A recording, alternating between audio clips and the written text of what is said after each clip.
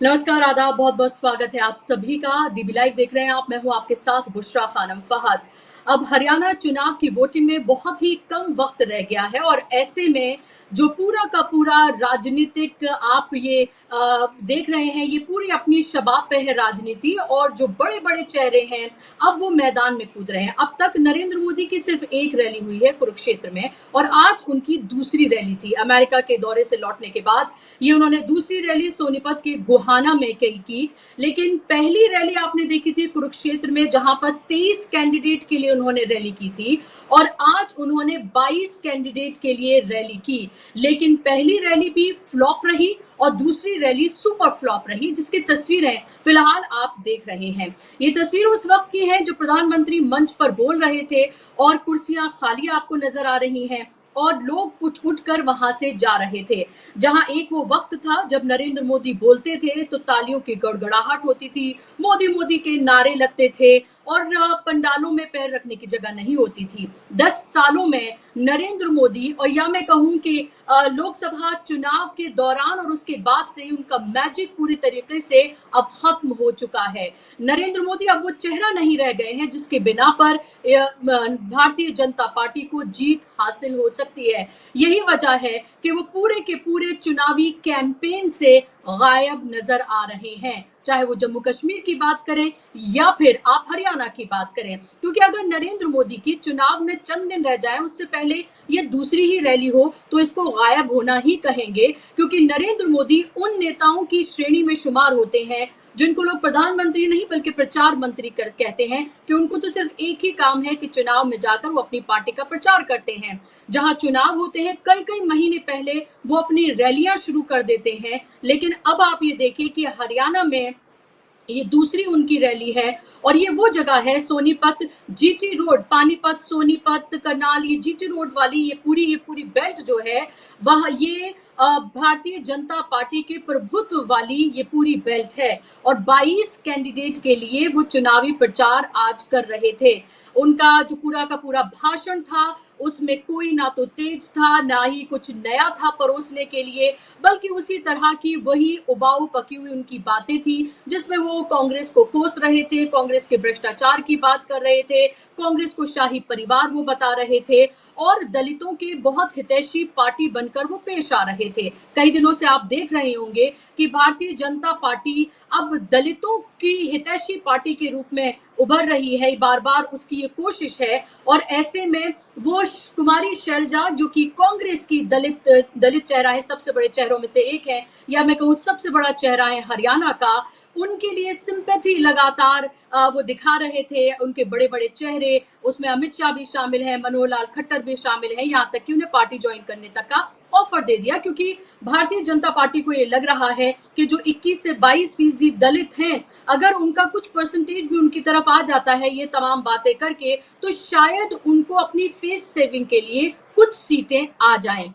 मैं आपको आज नरेंद्र मोदी का 10 साल पुराना उनका एक भाषण सुनाना चाहूंगी, जहां पर इसी सोनीपत में वो आए थे। इसी सोनीपत में आकर उन्होंने बहुत दावे के साथ कहा था कि क्या सोनीपत को मेट्रो से दिल्ली तक नहीं जोड़ना चाहिए, क्या आप ऐसा नहीं चाहते हैं? सुनिए आप उन्होंने क्या कहा था, बहुत छोटी सी ये बाइट है उनकी। मुझे बताइए, दिल्ली सोनीपत को मेट्रो से जोड़ा जा सकता है कि नहीं जोड़ा जा सकता? जोड़ा जा सकता है कि नहीं जोड़ा जा सकता है? कितना फर्क आ जाएगा मुझे बताइए, कितना फर्क आ जाएगा? तो चुटकी बजाकर कह रहे हैं बताइए कितना फर्क आ जाएगा, कितना फर्क आ जाएगा। और आज उसी सोनीपत में मौजूद थे, लेकिन ना तो उस मेट्रो की बात की उन्होंने और ना ही कोई नए वादे उनके पास थे जिससे एक बार जनता के वोट की ठगी वो फिर से कर सके। नया परोसने के लिए भारतीय जनता पार्टी के पास कुछ भी नहीं है, क्योंकि जो जो उन्होंने वादे किए थे वो सब के सब जुमले ही बनकर सामने आए हैं। और अब ऐसे में जब हम हरियाणा की बात करते हैं तो हरियाणा में 3 चीजें मैं बार बार कहती हूँ, बार बार बताना आपको जरूरी है कि 3 चीजें, पहलवान, किसान और जवान, ये सबसे महत्वपूर्ण है। उनमें सबसे महत्वपूर्ण है किसान।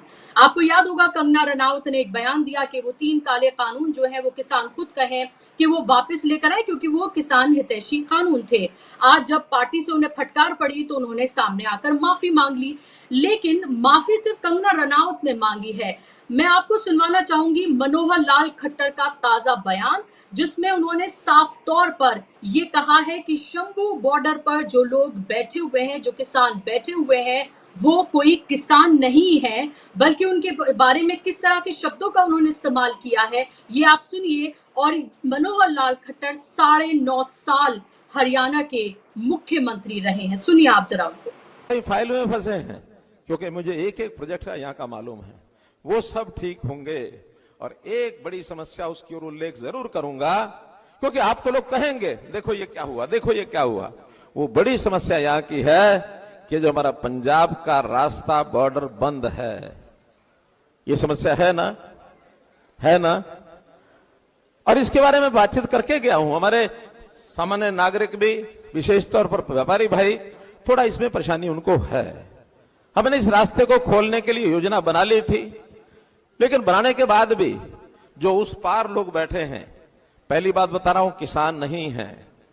किसान का मुखौटा पहन करके कुछ ऐसे लोग जो सिस्टम को खराब करना चाहते हैं, जो एस्टेब्लिश सरकारें उनको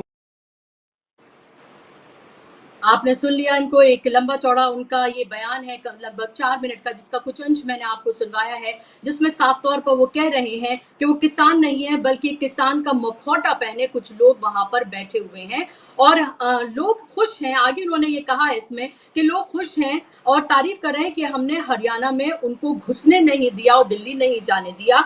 ये कह रहे हैं मनोहर लाल खट्टर किसानों के लिए, जो किसान जिन्होंने 750 किसानों की शहादत हुई और अभी भी शंभू बॉर्डर पर कितने दिनों से किसान वहां पर बैठे हुए हैं अपनी मांगों को लेकर, और वो इंतजार में है कि कब हरियाणा वोट करेगा और हरियाणा में सरकार बदलेगी तो उनके लिए कुछ बेहतर होगा।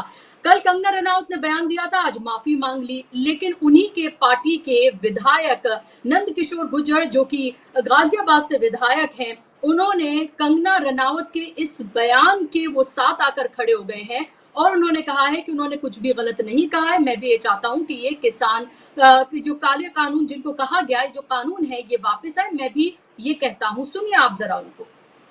कि माननीय प्रधानमंत्री जी जिन्होंने किसान और गरीब की जिंदगी बदलने का काम किया, उन बिलों को लागू करें। तो इसमें हम कंगना रनौत जी की बात का, अब मैं पहली बार नहीं कह रहा, मैं तो ये बात पहले दिन से कहता आ रहा हूं, उसका मैं पूरा समर्थन करता हूं। तो कह रहे हैं कि इस बात का पूरा समर्थन करते हैं जो कंगना रनौत ने कहा है और ये कानून जो है वापस आने चाहिए। अब इसको लेकर कांग्रेस बिल्कुल खुलकर मैदान में आ गई है। जाहिर सी बात है, उनको बैठे बिठाए एक बिल्कुल सुनहरा मौका मिला है और उन्होंने ये कहा है कि ये जो मंशा है भारतीय जनता पार्टी की, वो खुलकर सामने आ गई है कि अगर हरियाणा में उनकी सरकार अगर बनती है तो वो क्या कुछ किसानों के साथ करेंगे। ये कानून वो फिर से वापस लेकर आएंगे और ये कानून सिर्फ हरियाणा तक के किसानों के लिए नहीं है। हरियाणा तो में तो अभी चुनाव है, ये तो पूरे देश के किसानों के लिए लाए गए हैं, लेकिन अब उसको लेकर जो मंशा है वो साफ तौर पर सामने आ गई है। भले ही कंगना रनौत से माफी मंगवा ली गई हो, लेकिन कंगना रनौत ने कुछ भी ऐसे ही नहीं कहा है। वो चहीती लीडर है, आपको पता है किसकी, और वो कोई भी बात इसी तरह से नहीं बोलती है। यानी कि ये कहीं ना कहीं ये साफ जाहिर हो जाता है कि ये मंशा भारतीय जनता पार्टी की है और ऐसा कांग्रेस कहती हुई नजर आ रही है।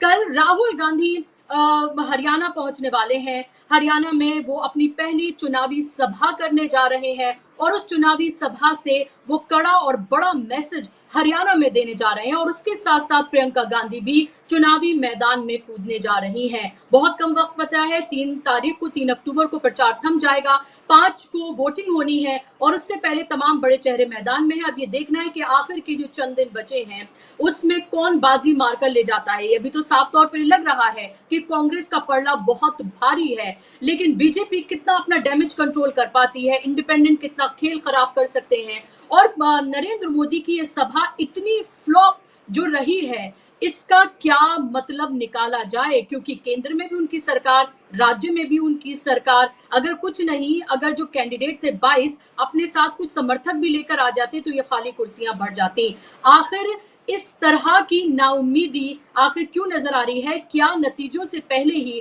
भारतीय जनता पार्टी ने अपनी हार मान ली है? क्या नरेंद्र मोदी ने भी ये मान लिया है कि अब हरियाणा में कांग्रेस की ही सरकार बनने जा रही है? इसी पर आज हम चर्चा करेंगे। इस पर बात करने के लिए मेरे साथ दो बेहद खास मेहमान, वरिष्ठ पत्रकार मेरे साथ जुड़ गए हैं। आप देख सकते हैं मेरे दोनों तरफ, एक तरफ मेरे हेमंत अत्री जी हैं, जो हरियाणा की राजनीति को, देश की राजनीति को बहुत अच्छे से समझते जानते हैं और लगातार वहां से पत्रकारिता करते रहे हैं। बहुत बहुत स्वागत हेमंत अत्री जी आपका। मेरी दूसरी तरफ राजेंद्र तिवारी जी हैं, दशकों का पत्रकारिता का उनका अनुभव है, बहुत बेबाकी से और साफगोई से अपनी बात को वो रखते हैं। राजेंद्र जी आपका भी बहुत बहुत स्वागत कार्यक्रम में। चूंकि बात हम हरियाणा की कर रहे हैं, इसलिए शुरुआत मैं हेमंत अत्री जी आपसे इसलिए करना चाहूंगी क्योंकि ग्राउंड रियलिटीज आप हमें, दर्शकों को आप बता पाएंगे।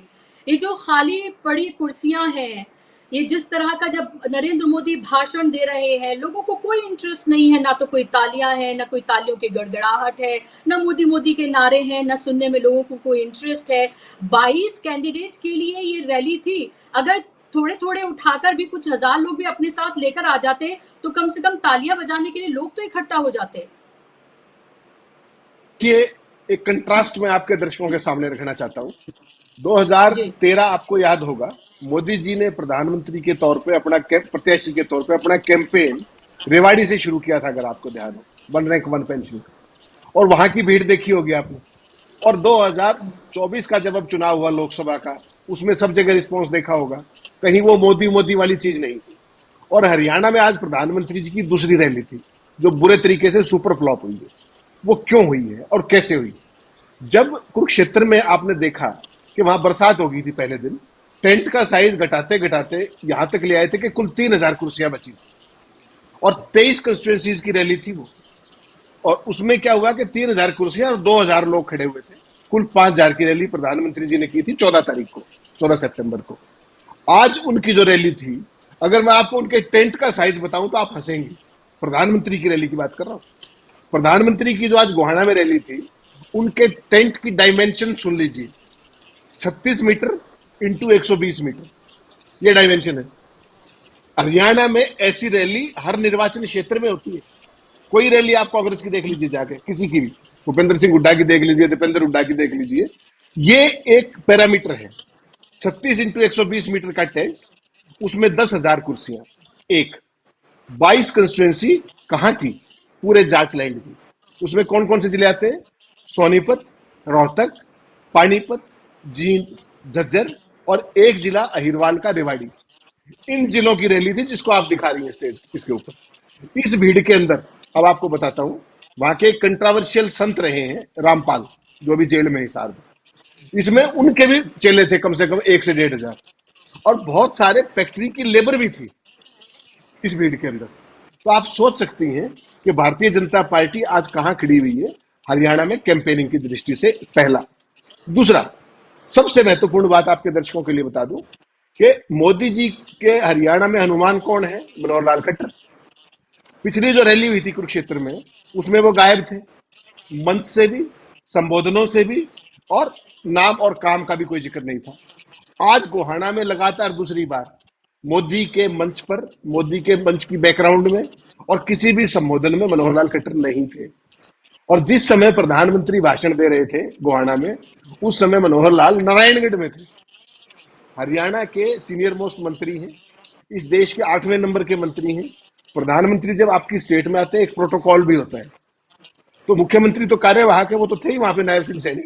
लेकिन मनोहर लाल खट्टर की शक्ल भी भाजपा दिखानी नहीं चाहती मोदी के मंच पर। ये वही मनोहर लाल है जिनसे शुरुआत हुई थी हरियाणा में बीजेपी के पैराशूट सीएम उतारने की। हरियाणा के बाद तमाम जगह पे इन्होंने पैराशूट सीएम उतारे, आपको ध्यान है। हरियाणा में फिर वैसे ही फडणवीस को उतारा, वैसे ही उत्तराखंड में उतारा, तमाम स्टेट्स के अंदर। तो अब जब हरियाणा में ये स्थिति मनोहर लाल की है, जिसके बारे में मोदी जी ये कहते हैं कि हम तो बहुत पुराने साथी, हम तो एक बाइक पे घूमते थे, एक दरी पर सोते थे, उन मनोहर लाल को भाजपा ने मोदी के मंचों से दूर कर दिया है। दूसरी, तीसरी सबसे महत्वपूर्ण बात यह है कि प्रधानमंत्री की इन 2 रैलियों के बाद जो भाजपा के बाकी प्रत्याशी हैं, उनके दिलों पर क्या बीत रही होगी? क्या टेंट का साइज और घट जाएगा? क्योंकि अभी तो प्रधानमंत्री जी को 2 रैली और करनी है, एक पलवल में करनी है, एक हिसार में करनी है। जब जीटी रोड की बेल्ट की जो उनका मेन भाजपा का गढ़ है, वहां की रैली फ्लॉप कुरुक्षेत्र में, आज जाटलैंड में फ्लॉप, तो ये बाकी दोनों जगह वहां वाले प्रत्याशी क्या करेंगे? तो कुल मिलाकर के भारतीय जनता पार्टी ने इस चुनाव के अंदर जो बोया था, जिसको हम कहते हैं ना कहावत, बोए पेड़ बबूल के तो आम कहां से होंगे।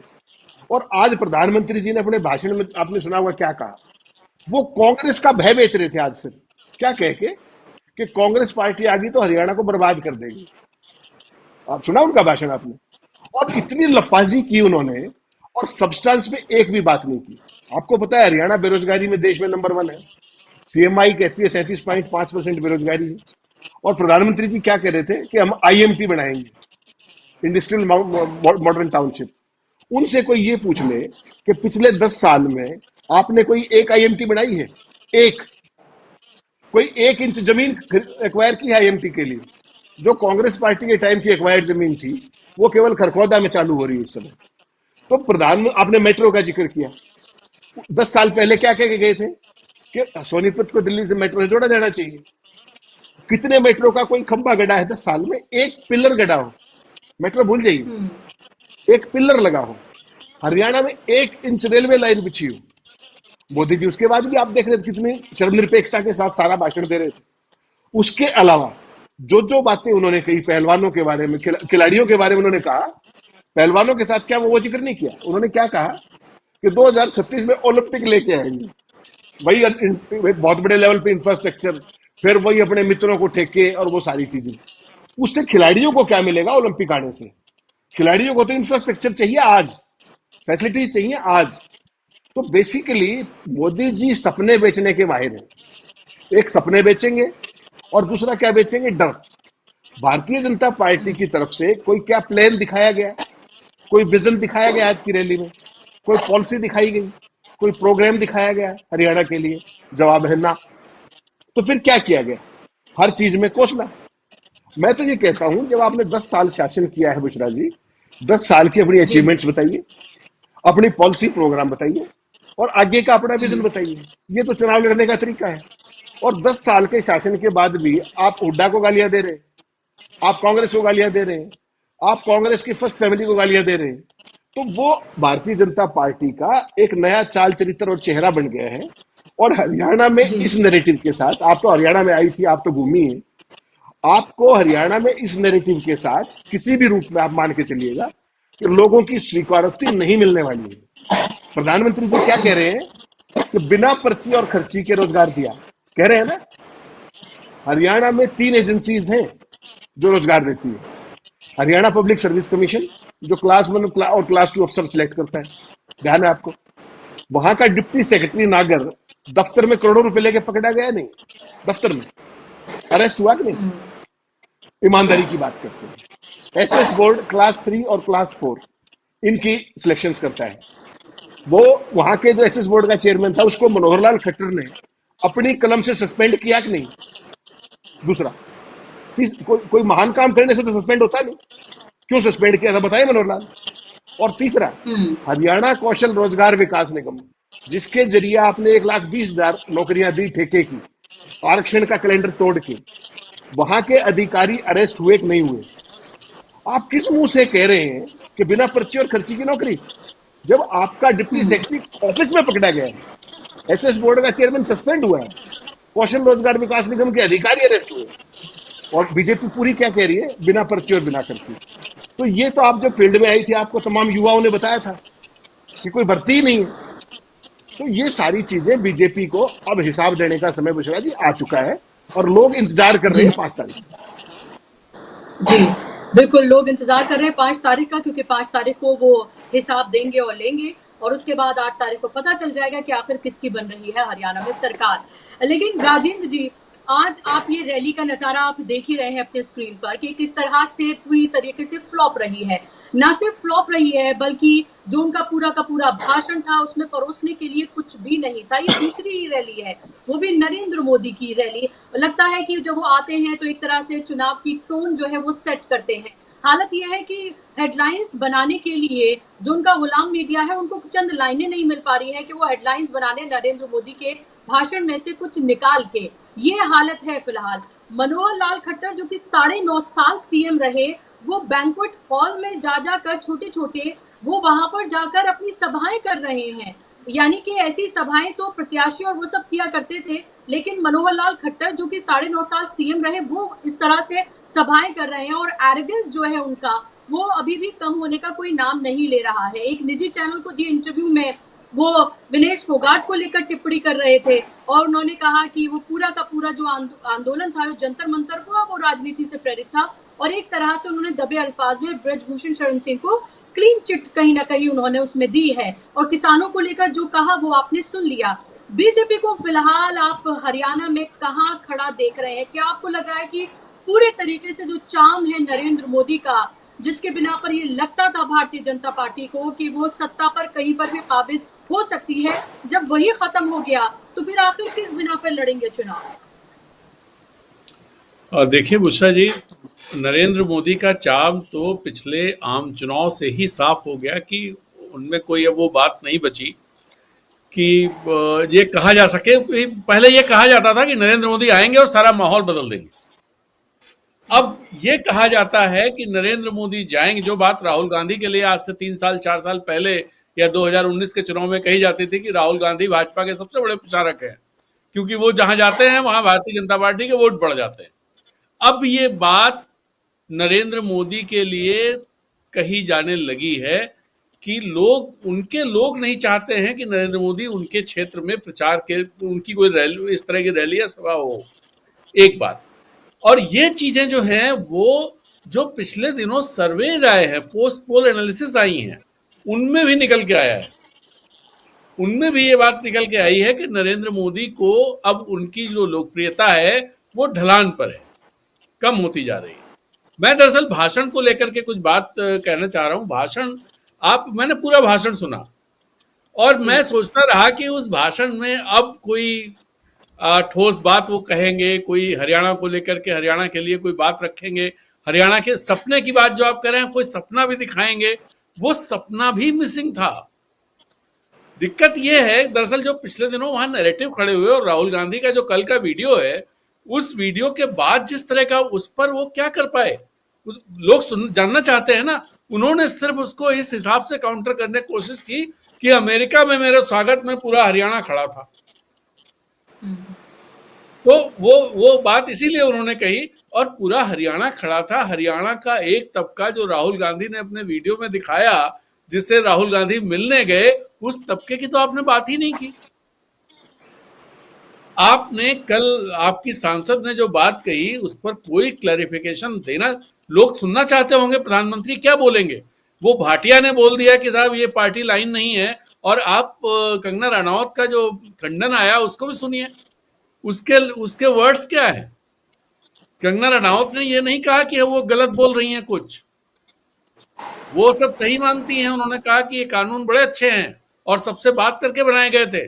चूंकि प्रधानमंत्री ने इन्हें वापस ले लिया है, इसलिए मुझे भी ये कहना चाहिए था कि प्रधानमंत्री ये लागू करने की बात नहीं कहनी चाहिए थी।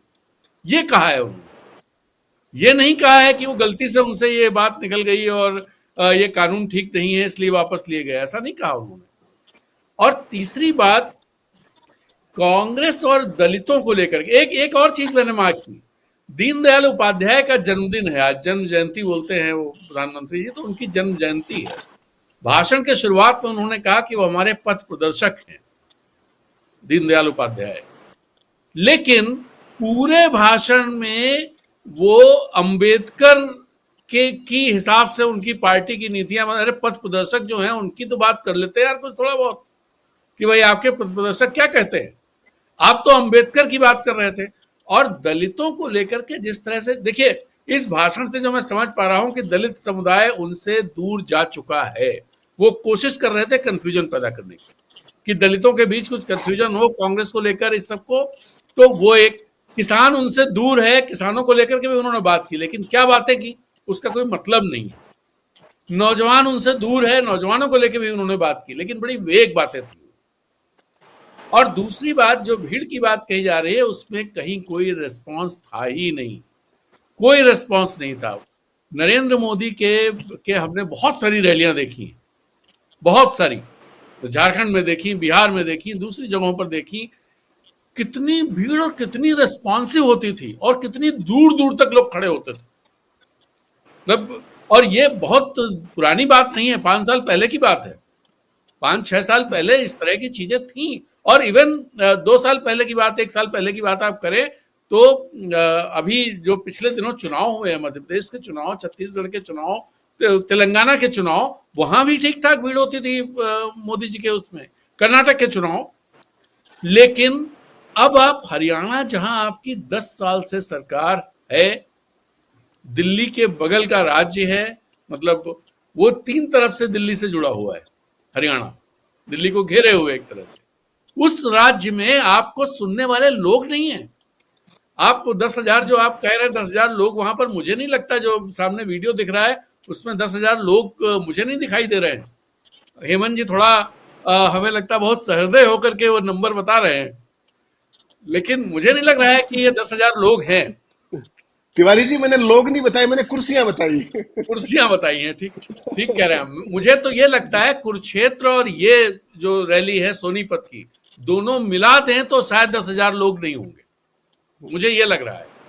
इसके अलावा उन्होंने हरियाणा के, जो बात आपने कही कि हरियाणा में उनकी सरकार ने 10 साल में क्या किया, क्या बदलाव आए, इस पर कोई जिक्र नहीं। वो जम्मू कश्मीर की बात कर रहे थे कि जम्मू कश्मीर में कांग्रेस 370 वापस लाने जा रही है, ये बात कर रही है, दुश्मनों के साथ खड़ी है, इसलिए कांग्रेस को हरियाणा में वोट नहीं मिलना चाहिए। वो ये कह रहे थे कि वहां पत्थरबाजी होती है और हरियाणा के जवान वहां होते हैं, तो वो पत्थर हरियाणा के जवानों को लगते हैं, इसलिए कांग्रेस को वोट नहीं मिलना चाहिए। वो अग्निवीर पर कोई बात नहीं कर रहे थे, जो इशू है। ऐसी दलितों को लेकर के जो उन्होंने बातें कही, एक तो बड़ी आपत्तिजनक बात उन्होंने कही कि 2014 से पहले दलितों की मां बेटियां सुरक्षित नहीं थी। ये इन लोगों का बड़ा उस तरह का सेंटेंस हो गया है।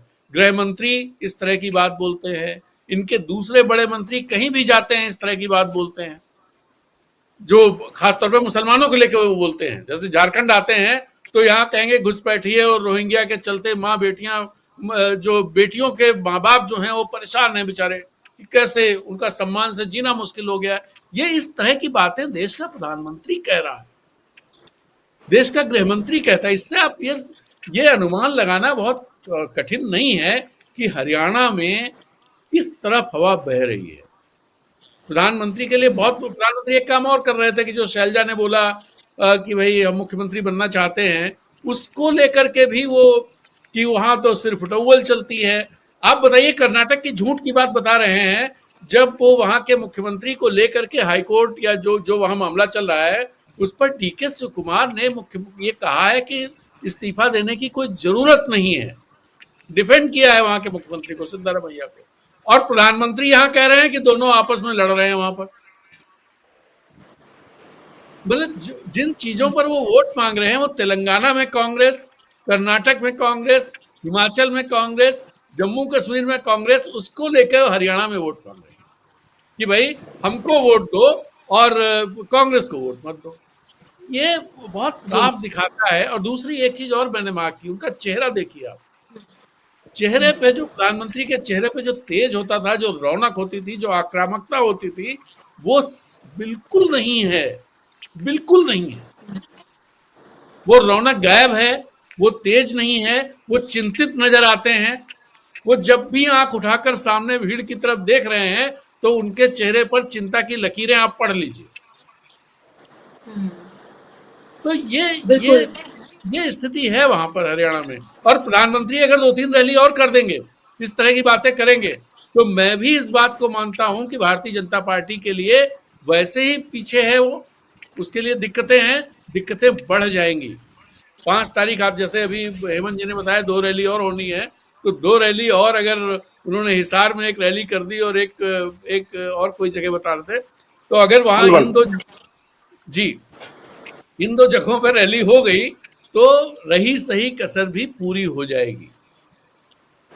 अहिरवाल वाले जो इलाका है, उस इलाके को लेकर के भी हेमंत जी ज्यादा बेहतर उस पर वो कर सकेंगे। लेकिन जो मेरी जानकारी है, मैं जो समझ पा रहा हूं, वहां भी ऐसा नहीं है कि भारतीय जनता पार्टी के लिए बहुत आसान है और सारी सीटें वो 11, 12, 13 जो भी सीटें वहां की हैं उन सारी सीटों पर भारतीय जनता पार्टी मजबूत है।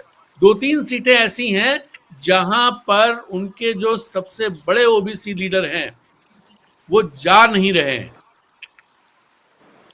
प्रचार के लिए नहीं जा रहे हैं। तो आप उससे अंदाजा लगाइए कि भाई क्या स्थिति है उस इलाके में। अगर ये स्थिति है तो बाकी जगह क्या होगी। जी जी बिल्कुल, ये साफ तौर पर दिख रहा है। और हरियाणा बहुत बड़ा और कड़ा मैसेज जो है वो भारतीय जनता पार्टी को दे रहा है, ये साफ तौर पर लग रहा है। ऐसा लग रहा है कि वो बस सब्र का घूंट पिए बैठे हुए थे, क्योंकि 2019 की भी अगर हम बात करें तो 2019 में भी कोई भारतीय जनता पार्टी की लहर नहीं थी। अगर कांग्रेस की आपस में गुटबाजी और जिस तरह की सर्वेस दिखाए गए थे कि 78 और 80 सीटें आ रही हैं बीजेपी की, उसके बाद उनका एक तरह से जो आत्मविश्वास था वो पूरी तरीके से गड़बड़ा गया, डगमगा गया कांग्रेस का। और तब भी कांग्रेस को 31 सीट्स आई थी, 31 आई थी, और पूर्ण बहुमत तो 2019 में भी नहीं मिला था। और एक तरह से हम ये देखें कि जनादेश 2019 में भी भारतीय जनता पार्टी के पक्ष में नहीं था। और उसके बाद तो बहुत पानी बह चुका है, बहुत सारे ऐसे मुद्दे हैं जो मुबाहे खड़े हैं, जिसमें अग्निवीर है, किसानों का मुद्दा है, महंगाई है, बेरोजगारी है, महिला सुरक्षा है, खिलाड़ियों के साथ जो कुछ हुआ है, और उस पर कहने और अपने आप को डिफेंड करने के लिए भारतीय जनता पार्टी के पास कुछ भी नहीं है। हेमंत जी, सवाल ये उठ रहा है कि परोसने के लिए कुछ नहीं है, 2 और रैलियों में आखिर क्या बात करेंगे फिर नरेंद्र मोदी, ये बड़ा सवाल है। और क्या आपको लग रहा है कि ये सिर्फ सीमित हरियाणा तक नहीं है, बल्कि आगे आने वाले राज्यों के चुनाव में भी वहां की राज्य की इकाइयां कह सकती हैं कि मोदी जी बस करिए, पहले हमें आपकी जरूरत हुआ करती थी, अब आपकी हमें जरूरत नहीं है। बुशरा जी देखिए, झूठ की एक शेल्फ लाइफ होती है और वो शेल्फ लाइफ 10 साल बहुत चल गई। हरियाणा जैसा प्रोग्रेसिव स्टेट जहाँ के बहुत शिक्षित लोग हैं, बहुत एडवांस समझदार लोग हैं और जिनको चीजों की मुद्दों की समझ है, यहाँ पर उस तरह का माहौल नहीं है कि यहाँ बहुत ज्यादा पिछड़ापन हो या और हो। हरियाणा देश की सबसे खुशहाल प्रदेश है। तो यहाँ तो मेरा मानना है कि जैसा आपने बिल्कुल सही कहा कि ये काम तो 2019 में हो गया था। उस समय जो जनादेश पे डकैती डाली गई डॉगी मीडिया के जरिए, और वो डकैती क्या थी कि 78 से 83 सीट आएंगी, तो सारी कांग्रेस, सारा अपोजिशन घर बैठ गया और डॉगी मीडिया ने जो चाहा वो किया। 78 पार, 75 पार। इस बार तो कुछ नहीं बता रहे कितने पार, इस बार तो हरियाणा से बाहर। भाजपा की तो यही स्थिति है ना कि हरियाणा से बाहर। और कल अमित शाह जी ने एक बड़ी इंटरेस्टिंग बात कही, अगर आपने ध्यान दिया हो तो। कल अमित शाह जी हरियाणा में थे, उन्होंने कहा कि मनोहर लाल जी ने कहा कि मेरा समय पूरा हो गया है, मुझे बदल लीजिए। मनोहर लाल जी का समय पूरा नहीं हुआ। मनोहर लाल जी हरियाणा में भाजपा का भी समय पूरा करा के गए साथ, और गठबंधन का भी करा के गए, जो आरएसएस का जो है उसका भी करवा के गए। और मुझे तो डर इस बात का है कि जिस दिन हरियाणा में सरकार बदलेगी, ये जो बॉर्डर्स पर किसान बैठे हैं 215 दिन से ऊपर से, और ये जब दिल्ली की तरफ चलेंगे, कहीं समय मोदी और अमित शाह का पूरा ना हो जाए। क्योंकि चीजों को देखने की जरूरत है कि ये जो आज हो रहा है ये अनायास नहीं है। बुशरा जी, आप दोनों सीनियर लोग हैं, आप इन चीजों के मर्म को समझ सकते हैं। आपके दर्शकों के लिए लाभ के बता दूं कि आज तक हिंदुस्तान के इतिहास में यह नहीं हुआ कि किसी भी आंदोलनकारी वर्ग को अपनी जायज मांगों के लिए राजधानी में, दिल्ली में आने से रोका गया हो। कभी नहीं हुआ ये। 378 दिनों तक पहले बिठाया, अब 215 दिन से फिर बैठे हुए हैं किसान। वो मांग क्या रहे हैं? वो तो यही कह रहे हैं कि साहब आपने कहा था तो अब हमें एमएसपी गारंटी दे दीजिए, आप उसका जिक्र ही नहीं कर रहे। जवान, आज फिर मोदी जी ने बड़ी बड़ी लफाजियां की वहां पे गुरुग्राना के अंदर कि हरियाणा का जवान कश्मीर में होता है, ये होता है। हरियाणा की फौज के नाम पे वोट मांग रहे थे।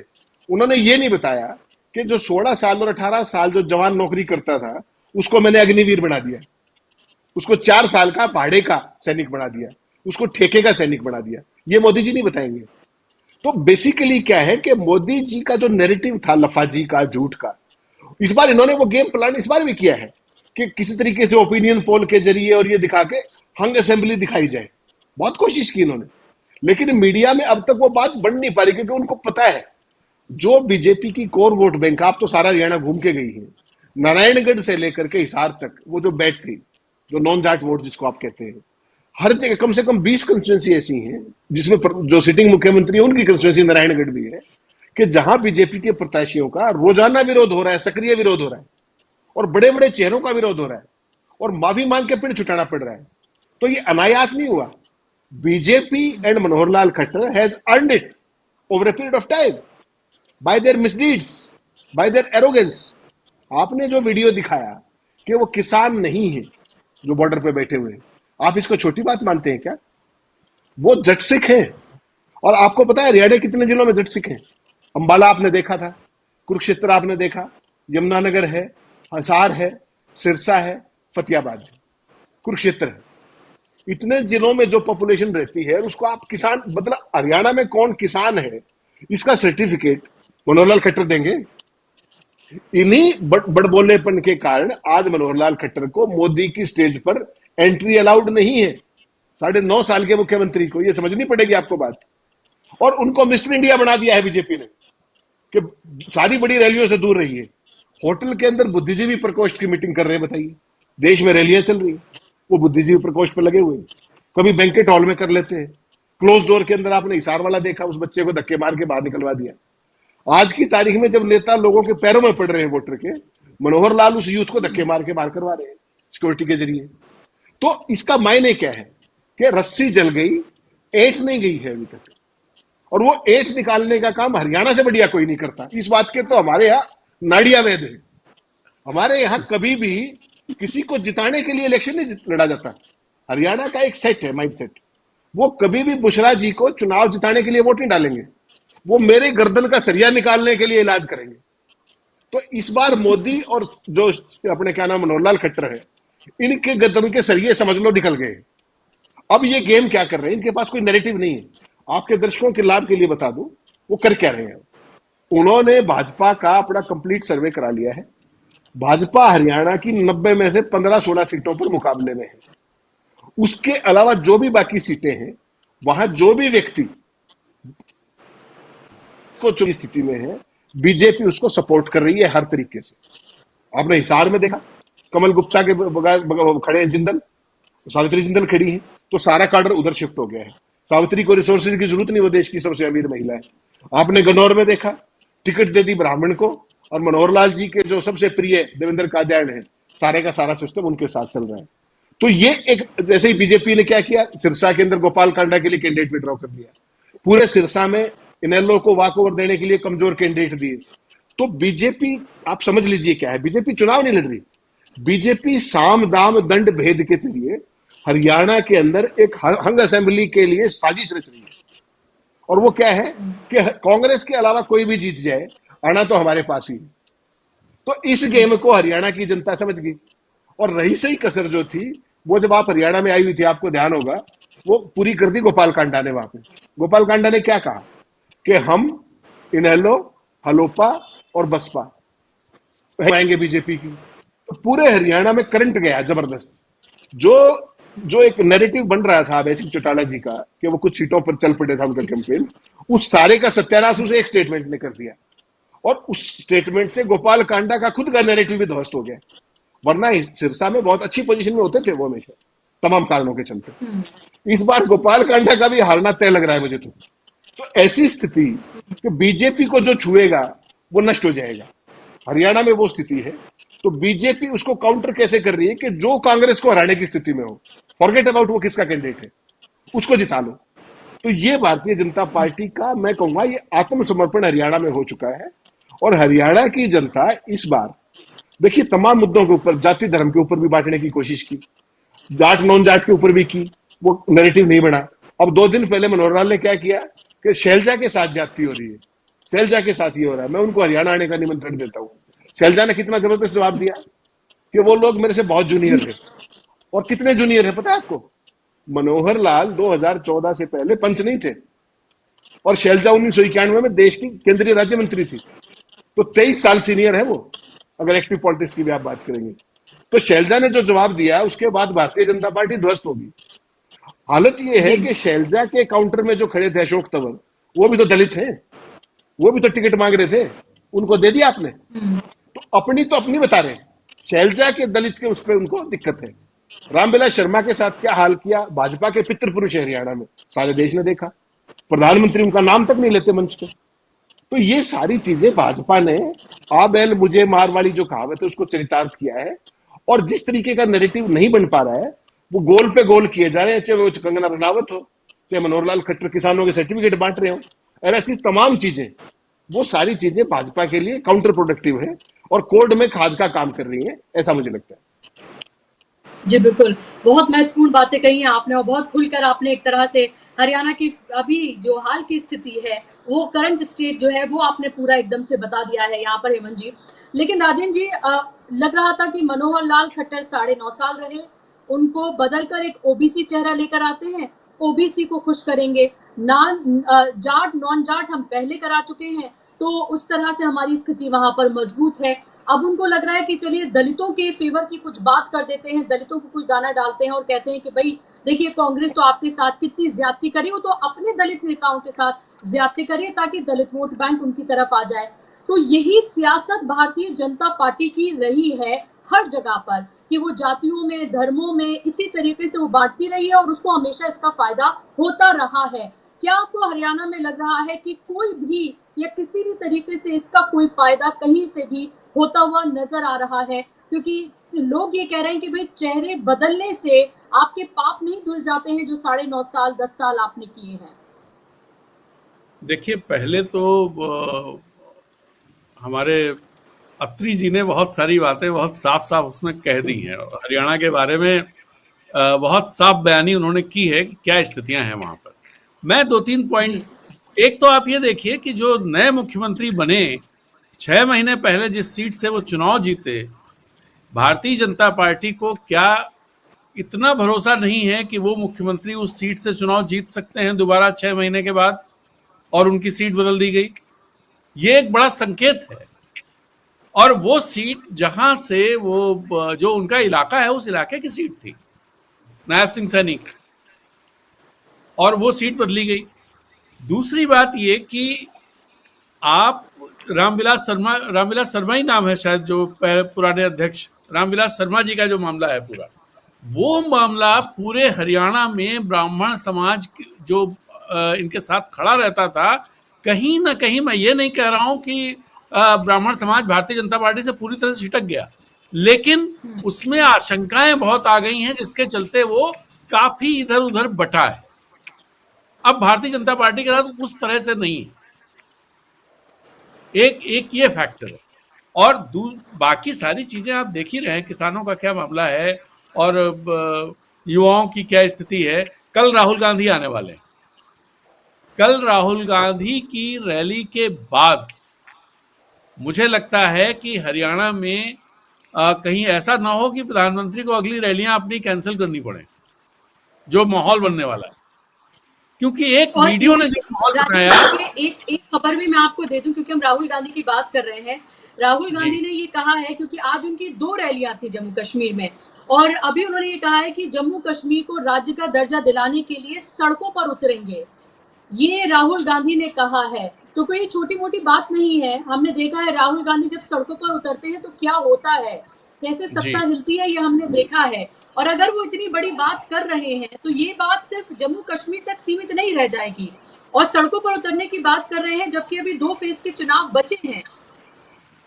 आज दरअसल वहां दूसरे फेज का चुनाव हो रहा है जी, हो गया, एक बचा है और एक फेज का इसके बाद बचेगा।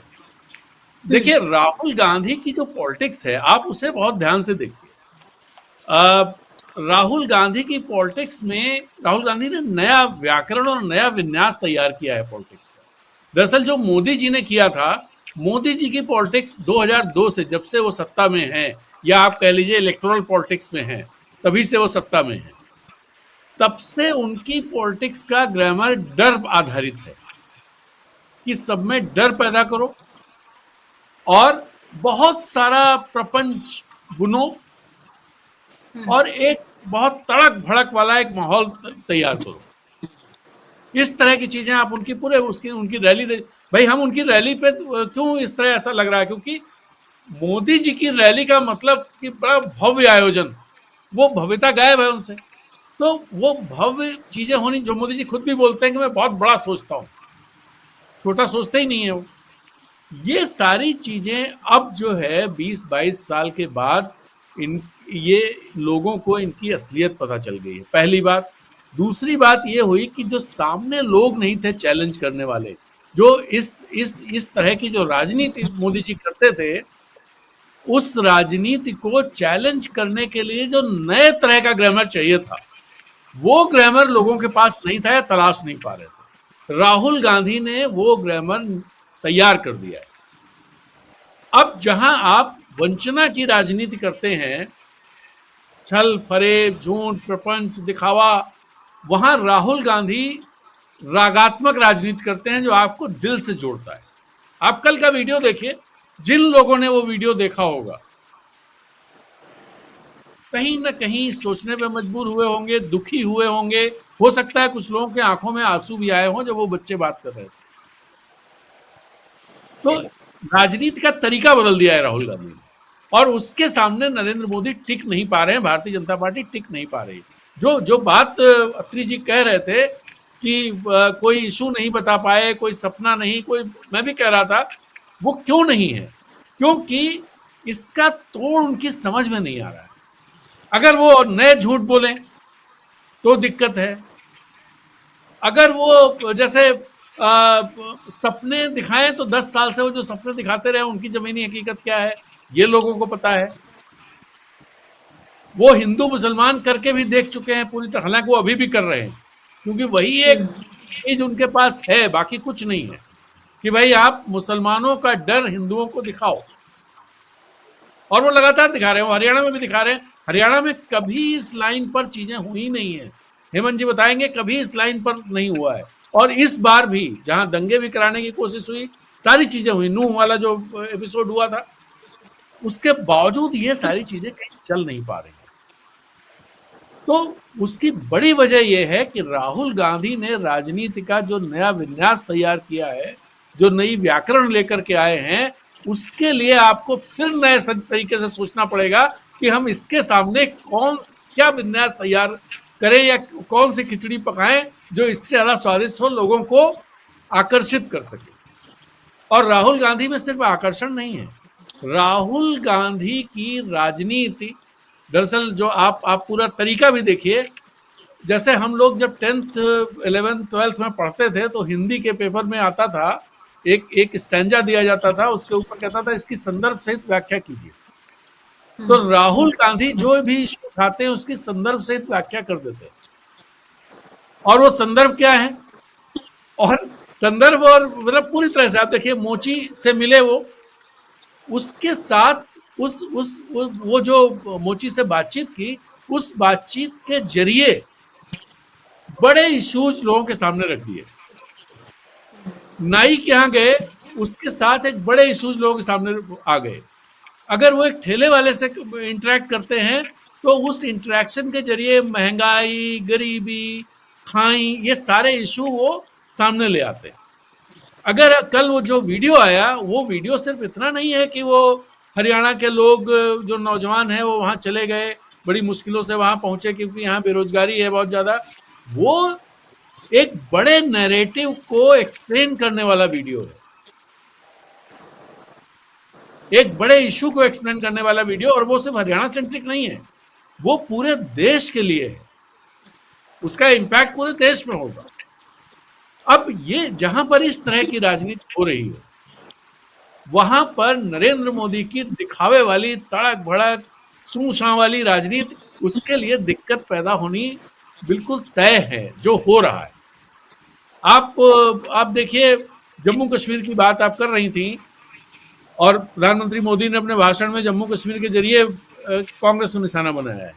जम्मू कश्मीर में कोई भी पार्टी नहीं चाहती कि भारतीय जनता पार्टी का नाम उसके साथ जुड़े। जिसका भी नाम जुड़ा उसका चौपट हो गया। गुलाम नबी आजाद से लेकर सारे लोगों के नाम देख लीजिए। तो भारतीय जनता पार्टी क्या कर रही है? वो जो बात कह रही है कि हमने यहाँ आतंकवाद खत्म कर दिया, आतंकवाद खत्म कर दिया, तो 1 बजे तक श्रीनगर में 19% आज पोलिंग क्यों थी? 1 बजे तक 19% के आसपास पोलिंग थी श्रीनगर में, श्रीनगर की 10-12 कॉन्स्टिट्यूंसी में। तो ये जो बातें कह रहे हैं उनका कोई मतलब नहीं बचा, उनकी सच्चाई सामने आ गई है।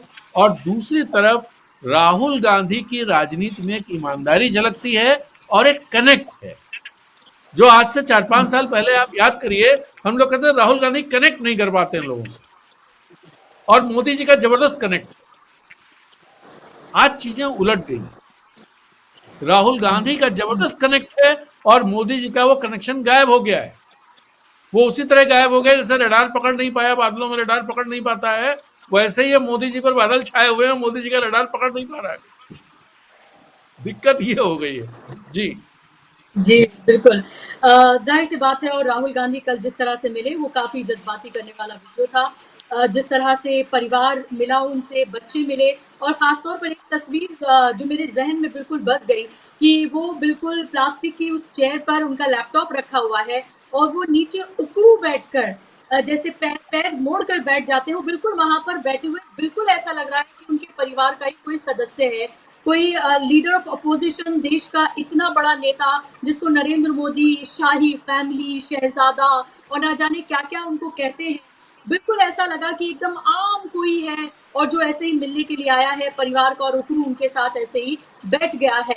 ये तस्वीरें बहुत मायने करती है, तस्वीरें ऐसी तस्वीरें नहीं है। इससे पहले हमने बहुत चंद शायद नेताओं की, और हाल फिलहाल में तो मुझे याद नहीं है कि किसी नेता की इस तरह की कोई तस्वीर हमने देखी है। जब नरेंद्र मोदी स्टेज से भाषण दे रहे होते हैं तो एक लंबी दूरी होती है उन लोगों के बीच में, जनता के बीच में और उनके बीच में। लेकिन मैंने बहुत सारी राहुल गांधी की रैलियां कवर की है।